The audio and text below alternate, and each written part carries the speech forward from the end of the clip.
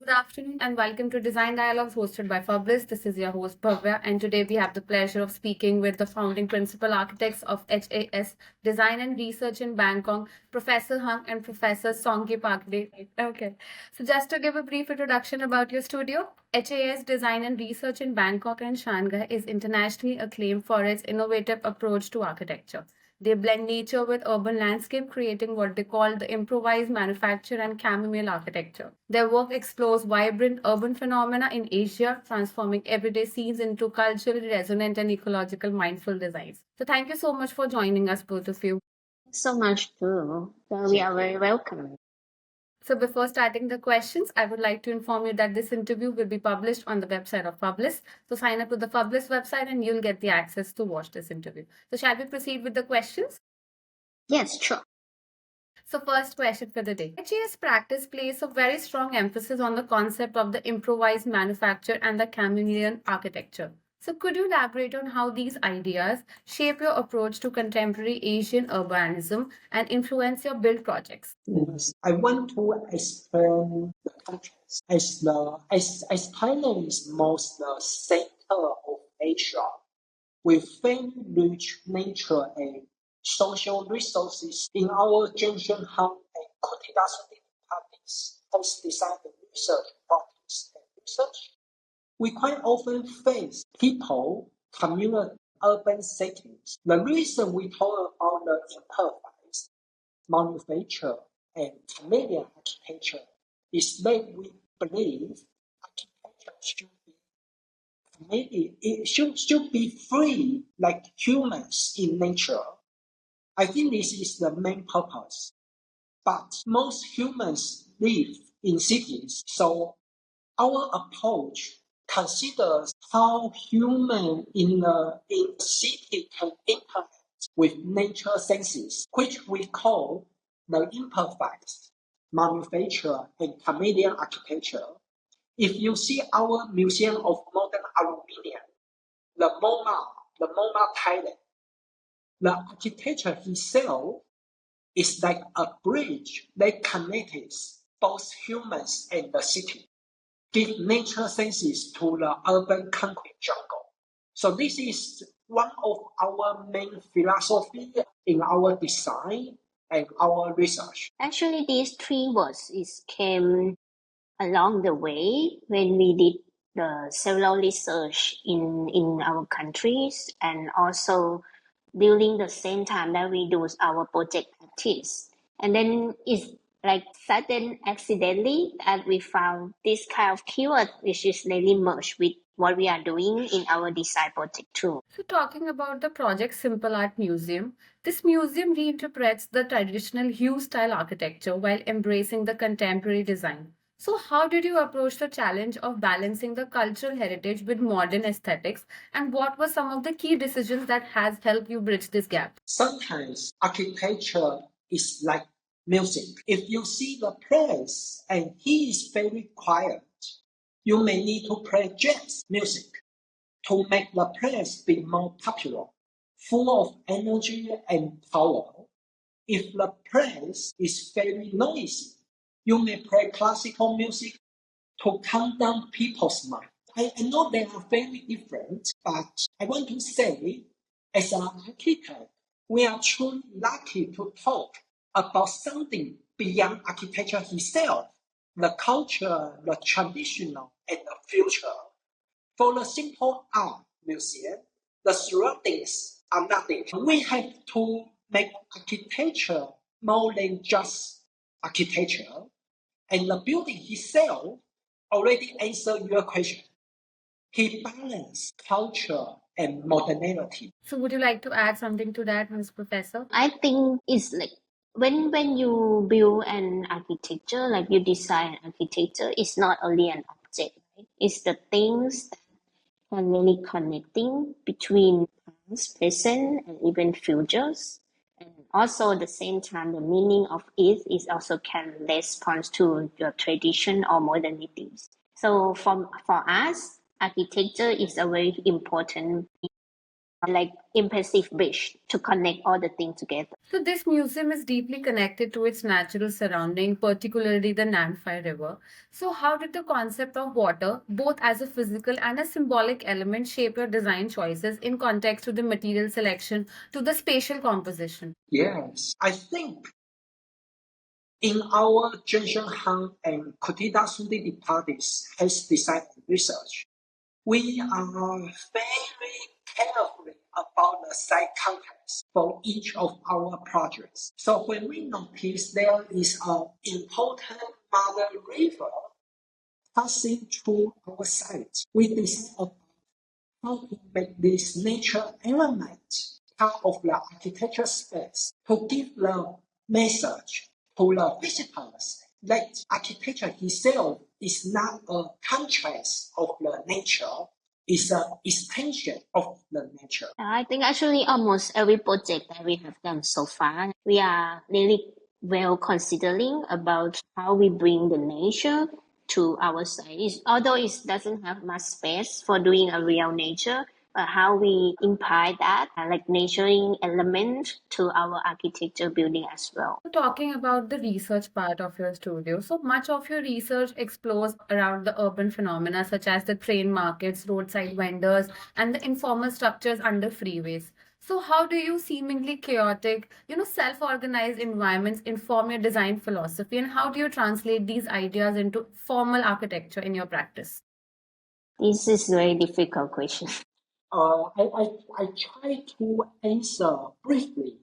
For us, we see how people create their lifestyle in the urban country jungle. In other words, how people create their nature experience in a high density city. The research from us shows that the chain market or roadside vendors and informal villages under the expressway are truly free and lively, embodying a hybrid human nature sense. So hybrid is a keyword. How human and nature together with a sense, this is a keyword for our design. And the reason why we want to make a research. I think we probably, when we work several years, earning our own experience, and then when we started our own practice, we also started to see our root. And the root that we often see everyday life is the thing that we start with to observe. That what the thing we can learn from this everyday life, from ordinary, but how we see it more extraordinary. So from those ideas, that's why we make a lot collection in our research path. And every time when we do the research, we always summarize what did we learn, what did we observe, and what kind of element, which is very simple from local people that we can learn from this. The Museum of Modern Aluminium. So this project reimagines aluminium as both as material and as a symbol of Thailand's industrial heritage. So how did you approach balancing the history of aluminium with its potential as a contemporary architecture element? We believe every material has its soul, both nature and industrial materials. Our goal is not just to create a building. We want to make a totalness design. Architecture reflects interior, landscape, structure, facade, space, material, and furniture. Our totalness design shows how we dedicate ourselves to new architecture for the future. And the Museum of Modern Aluminium, I think is one of the best examples for us how we dedicate ourselves to new architecture for the future, both connecting human and nature. For this project, it's also not only our personal intention. So we work a lot with the client objective. And fortunately, we got a very good client that really dedicate to the aluminum industries. And they want to raise up aluminum industry to be more innovative way. So from that's why we are the bridge.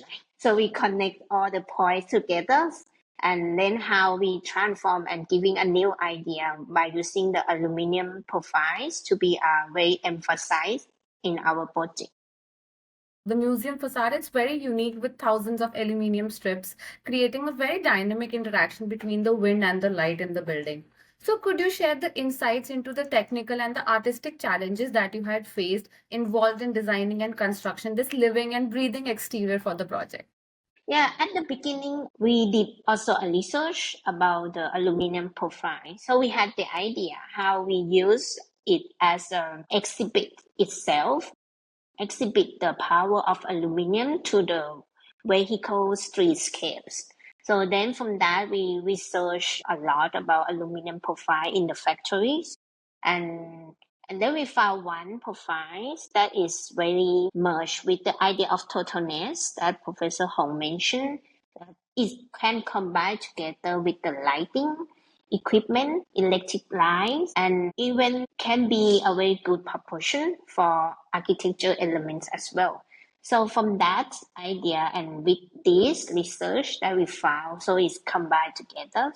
And of course, during the times when we are doing, it's not easy. Like we did a lot of drawings, physical models, and mock-up. And when we did finish the mock-up, I think it's the time that the client quite approve and totally understand why we need to find these profiles and how it's integrated with the equipment, mechanical system that can really put inside of aluminum profiles. And then with the installation, so I think the important thing is this part that we make the mock-up first, and then everyone understands how it built, how combine all the equipment together, and that's all that you see from the view of inside. Also outside, exterior and interior is connecting, and of course the lighting at night is one feeling, but during the day we also test like a most potential of these materials that they can do, like the different textures. The white color have different tones that have reflection color in the different way in the different time as well. So this building is very important, not only for us, but also for the city. And he shows our goal is not just to create a building. We want to make a totalist design. And you can see this building is a totalist design. Architecture, amenities, interior, landscape, and also the facade space, material itself, and furniture.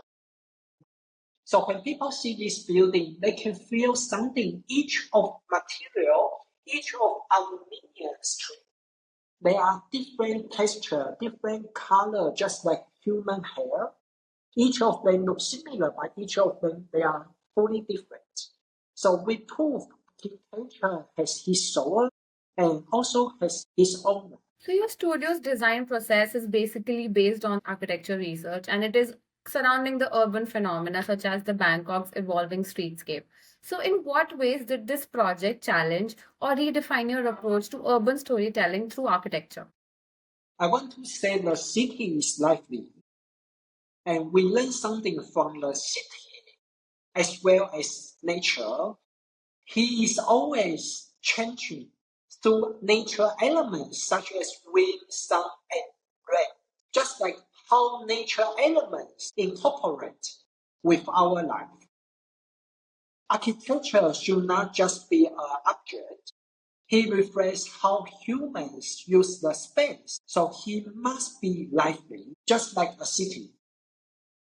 So we try to make each of our designs encourage circulation, function, and also bring new emotional spaces for connecting all people. If you know our background, so both of us, we had a lot of experience working with master architects. Like I used to work with Len Sopeno and Professor Hong used to work with Kengo Kuma. So with this master architect that we learned before, we always consider about context and how the context integrated with architectures. which is not only this project that when we done in our house design and research name, but every project we done so far, even at small scales, we always think that architecture should be reflecting to the societies as well. So the project Aluminium Grotto and the Public Ground, it was designed to honor Thailand's aluminium industry while creating a public sanctuary within an urban setting. So how did you balance the industrial material with the need for an inviting natural atmosphere in this design? In reality, there are many people around our side every day, and there is no open space for relaxation and grace. So our goal is not only to create a nature atmosphere in the design, but also to provide an open space to connect all the people for communication and relaxation. In the end, he became a social impact design with many visitors every day. He also offers a new perspective on Thai contemporary architecture. I could like to say like this. I think this project is really strong emphasis about how we use the industrial material that produced by machine and using the craftsmanship by human and combine these together become an architecture that create a new environment and a new space emotional with the nature feeling. So in this project, with the Bangkok's green space per capita significance below the WHO recommendations, how did this project contribute to rethinking the public space, and what lessons can you have applied to a larger urban planning strategies that you would like to advise? We believe architecture has the power to make the city better. We believe architecture has the power to make the city better. Even if he is a small building, as I mentioned before, our office gives a new perspective on Thai architecture. People start to believe that architecture and buildings can connect people and make them have a stronger passion for their future lives. Architecture reflects the architect's mind. When we believe in and want to do something for our city and society, the result also guides us in this kind of direction. I can say also that like our country, like especially Bangkok, we really lack green space if you calculate from the area comparing with other countries. So I think for us, although we have like small chance, some project we are doesn't have much open space land as well. So it's the way that we communicate and make people realize that we need more by using our architecture elements and our architecture tools to speak it out, I think. So moving to the last question for the day. So reflecting on your journey so far, what has been one of the most defining moments of your practice, and what key lessons have you learned so far that you would like to share to the next generation of architects? Your every moment is important. So please do not waste your time on someone who cannot see you, and do something you love. And when you do it, you will completely forget the time and the noise from the outside. Try to make your dream connect to your roots, your culture, and your history. And I believe you will not only make something, but also create a new history for the future. I think it's a very good encouragement already. Yeah, so I for us, one thing that we really like try to move on is about we always document our projects as a book.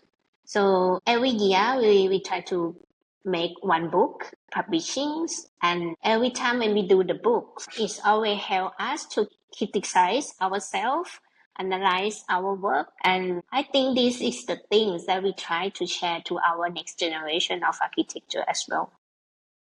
So for this year, we go and publish 2 more books. One called Chameleon Architecture.